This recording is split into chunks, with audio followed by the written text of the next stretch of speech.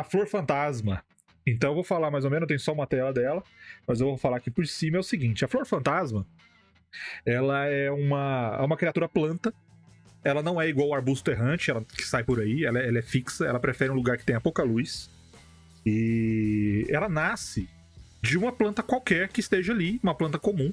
Só que essa planta vai crescer onde aconteceu algum ato de violência, alguma morte ali, e ela vai ter na terra algum elemento de algum ser vivo, algum animal que morreu ali.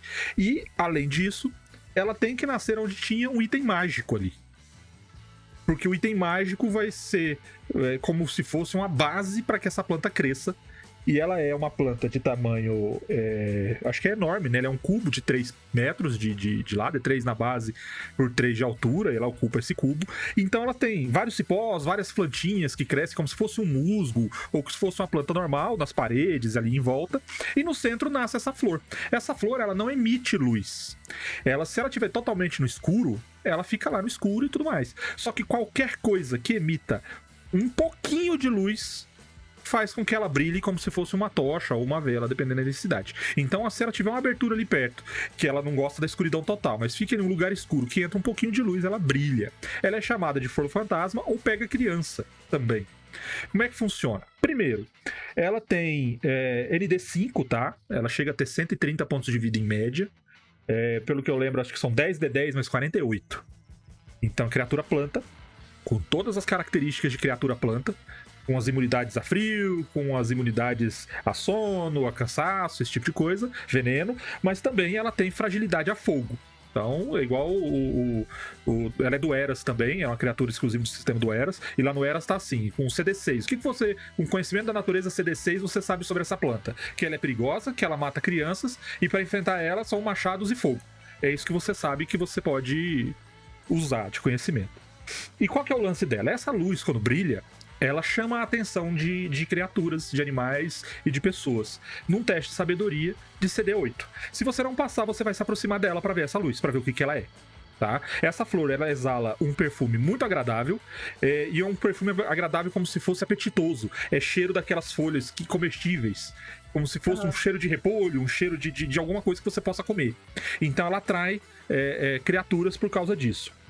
Ela não enxerga, mas ela percebe tudo que tiver a 6 metros dela, e qualquer coisa que encostar nela, ela vai enxergar. De resto, não. Quando ela estiver em cima dela, ou estiver nas proximidades, se a pessoa pisar nesses galhos e tudo mais, ela tem 2 tipos de ataque. Primeiro, ela é capaz de produzir 8 cipós com espinhos. Desses 8 cipós, ela não consegue usar os 8 numa criatura só. Ela consegue usar no máximo 2. Ou seja, ela pode enfrentar até 4 criaturas ao mesmo tempo com esses cipós com espinhos. Esse cipós com espinho tem um ataque simples, que é mais 4. E ele dá um D4 mais... Qual que era a força dela? Acho que era 16. A força dela é 16, é igual ao do arbusto errante. Então, ela dá um D4 mais 3 de dano. Só que ela tem um negócio. Ela agarra como se fosse como uma criatura enorme. Então, ela pode enredar a pessoa nesses cipós e ficar ali espremendo ela. O grande lance é, se ela conseguir pegar uma criatura com um dos cipós, como ação bônus, ela tem um segundo conjunto de cipós, que são 4 cipós lisos. Esses cipós, como ação bônus, também se enrolam na vítima. E aí é que tá o lance. É 1 de dano por turno. Porque os cipós, eles secretam enzimas que digerem. Então ela agarra ali e começa a digerir a vítima dela, a criatura. Esse é o grande lore. Se a pessoa chegar na pétala, passar perto, a 1,5 metro, chegar na distância de toque, a pétala pode se abrir, ela pode desabrochar. Se isso acontecer, ela vai soltar no ar o pólen dela, que vai ser como se fosse uma névoa esverdeada, que vai cobrir 3 metros de raio.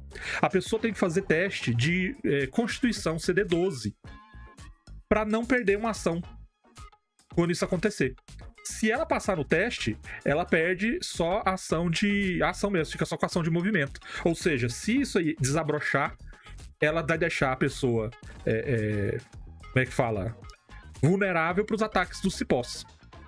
E aí é a grande coisa, né? A grande situação. Você tá ali preso, esse pólen tá no ar, nesses 3 metros de raio, ele se dissipa com qualquer vento que seja maior que uma brisa, e ele vai ficar continuamente aí por 1d4 mais 1 turnos. Quando ela desabrochar, as pétalas caem no chão e ela é incapaz de soltar outro pólen enquanto as pétalas não nascerem de novo. E isso acontece em 12 horas. Então ela é um encontro tranquilo. Para uma equipe muito forte aí já não é problema mais. Mas para grupos de nível intermediário, ela dá problema sim. Porque ela agarra, ela bate continuamente e o cipó de digestão é dano direto por conta das enzimas. E o mais bacana de tudo é que, pelo menos no Eras eu coloquei, dela você extrai um monte de coisa. Por exemplo, se uma pessoa fizer um teste de destreza com CD 15 ou mais e conseguir evitar os ataques, logicamente, né? Ele pode extrair essa flor sem fazer ela despedaçar as pétalas. E se ela pegar esse pólen com a formulezinha lá, que ele faz um teste de herbalismo de CD acho que 11, ele consegue fazer uma poção de cura com ele. Se ele fizer a poção de cura e tomar, ele cura um D4, misturando com água e álcool. Se ele fizer um teste já com CD acho que 20, ele faz um veneno de alta potência, que deixa a pessoa paralisada por alguns turnos. Então, assim, pode dar, dependendo da sua criatividade, você pode criar um monte de coisa. Por exemplo, você pode aproveitar a enzima dela, você pode aproveitar várias coisas que você achar necessário aí pro seu lore. Mas o legal é um encontro interessante e ele gera também lendas, né? Que em tal lugar tem uma flor que brilha como uma tocha. Outra coisa interessante é que quando nasce uma dessa, não nasce outra a menos de 1 quilômetro dessa. Ah, por último, esqueci. Quando você é atacado por ela e ela conseguir enroscar um cipó com espinhos, a pessoa se livrou, venceu, saiu, vai andar. Em um D4 dias, ela vai ter urticária. Essa urticária, no pior dia, que vai ser o último dia da infecção, ela vai ter essa penalidade de -1. Só que, no local da urticária, vai nascer um calombo. E esse calombo vai estourar. Se a pessoa não fizer um teste de medicina CD10, ele não vai perceber isso. Esse calombo vai estourar e vai cair uma semente para nascer uma outra dessa. Então a pessoa sai e carrega a semente para outro lugar. Tem uma parada interessante que a gente não falou tanto em relação a tanto a lore quanto a criação de monstros no geral, que o próprio D&D não explora muito isso, mas alguns conteúdos paralelos explora, que é a usabilidade de monstros ou parte de monstros fora do contexto de combate. Então, você pode usar pra fazer poção. Você matou um abolete lá, você pode fazer sashimi de abolete. E aí você tem várias outras usabilidades que você pode ter pros monstros, e é interessante você colocar isso até pra gerar quest, pra gerar conteúdo diferente pros seus jogadores fazerem, os personagens irem atrás da planta do fantasma, porque eles precisam fazer a poção pra curar a princesa que tá com uma doença lá, X, e só pode ser curado por essa planta. Então ela gera uma quest baseada no lore de um monstro, no lore de uma criatura. E tem até um anime novo da Netflix chamado Dungeon Meshi, que a galera explora uma dungeon e aí eles começam a se alimentar dos bichos que tem lá. E tem duas plantas que eles mostram lá, e eles inclusive falam essa diferença. Falam assim, essa planta aqui, quando as vinhas dela prendem a presa, ela aperta, ela é muito forte, ela aperta e quebra os ossos porque ela se alimenta dos nutrientes. Essa outra aqui, ela segura a pessoa, mas ela não aperta tão forte porque ela precisa colocar os esporos dentro da pele da pessoa. Então, assim, é bem legal de assistir. Tô falando isso aqui, não estou sendo pago pela Netflix, mas Netflix paga nós. Tô falando isso aqui só pra aumentar mesmo o seu arcabouço cultural. Ai, tava faltando 2 horas e 46. Ele se antecipou porque eu já tinha falado que ia fazer também. Eu achei que você tinha perdido o time. Não, eu não apresentei o meu ainda. Só pra você ter ideia, eu vou falar aqui no livro do Eras, tá? Sobre o tipo de coisa que você pode tirar dela. Elas são perigosas para criaturas desavisadas e incrivelmente ameaçadoras para animais pequenos e crianças. Por isso que vem o nome, Pega Crianças, né? O que você pode explorar delas? O cipó liso fornece 10 ml de enzimas que podem ser usadas de insumo de produção de poções de cura, remédio ou servir de componente material para conjuração. O líquido com as enzimas é transparente, possui cheiro amadeirado e não possui gosto. Se você consumir, você toma 2 pontos de dano imediato. Ele cru, assim, saca? Então ele não custa pra tirar, só o recipiente que você usar, e ele tem um valor de venda de 10% do valor do remédio que você possuir, que você criar. Como vantagem, se você utilizar ela pra um remédio, você aumenta 2 dados de cura que o remédio vai dar. Então se o remédio dá um D6, ele vai dar 3 D6, porque você usou isso daí. E o valor dela preparada, ela dobra o valor do remédio. Padrão. O vapor venenoso dela, na verdade, é pulverização de pólen. Como se fosse um vapor de água. Ele pode ser coletado caso a planta morra e não desabroche, ou ele tenha sido coletado com teste de destreza CD15. Pode fornecer 5 gramas de pólen pó de cor esverdeada fluorescente. O pólen pode ser usado como componente de poções na produção de bebidas e produtos entorpecentes. Aí tem uma droga no cenário que chama gota mágica. Não custa a extração dela, pode ser feita com itens comuns. O valor de venda dela é de 20% do que você criar com ela. Só o valor desse pólen. E se você utilizar para criar ou uma poção ou esse entorpecente, é o valor equivalente a uma poção de cura, só que é o valor do dobro de uma poção de cura equivalente. Ou seja, ela é uma droga cara, mas ela também aumenta em 2 dados o fator de cura que você utilizar. Então, para vocês verem como é que ela pode ser utilizada.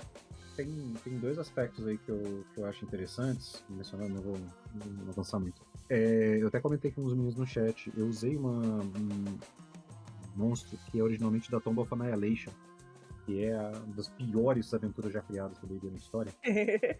Ela é totalmente imbecil, e ela é feita tipo, eu vou mostrar que você não sabe o que tá fazendo. É o Kobayashi Maru do D&D.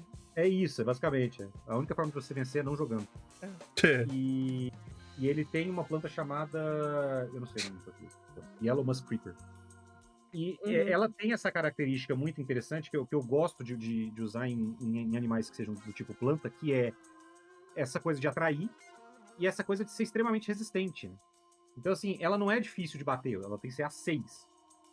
Só que ela tem muito ponto de vida e ela regenera. E o deslocamento dela é irrisório, assim, ela anda 5 feet. Só que 3 vezes por dia ela solta o pólen que atrai as pessoas, e que se você falhar no teste, a única coisa que você faz no seu turno é se deslocar até ela. Então você se aproxima dela pra ela poder te dar o ataque. E quando ela te dá o ataque, ela dá um dano razoável. E se ela te mata, o que ela faz é implantar uma sementinha na sua cabeça. E agora você é um zumbi dela. Já vi essa pra planta. ajudar ela. E aí, exatamente. Então, assim, e é um nível de desafio 2. É um bicho de 60 de vida. Então, assim, eu gosto desse perfil. E ela, assim como no caso aí que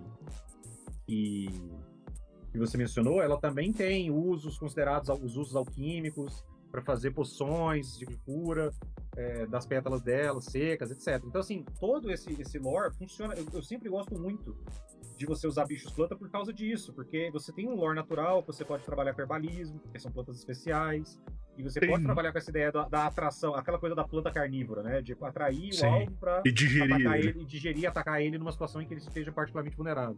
Tem 2 coisas que eu esqueci de falar aqui. A primeira delas é o seguinte: o cipó ele tem 8 pontos de vida. Então, se você der 8 de dano nele, você arrebenta e ele nasce no próximo turno. É simples. Segunda coisa, se você matar a planta e abrir, o item mágico que originou ela vai estar lá. Então ele pode servir como tesouro do monstro pra quem é tradicionalista aí no D&D, de ter que dropar um item. Então o substrato tá lá. Se o cara tiver ouro, o item mágico está lá na planta. Tá?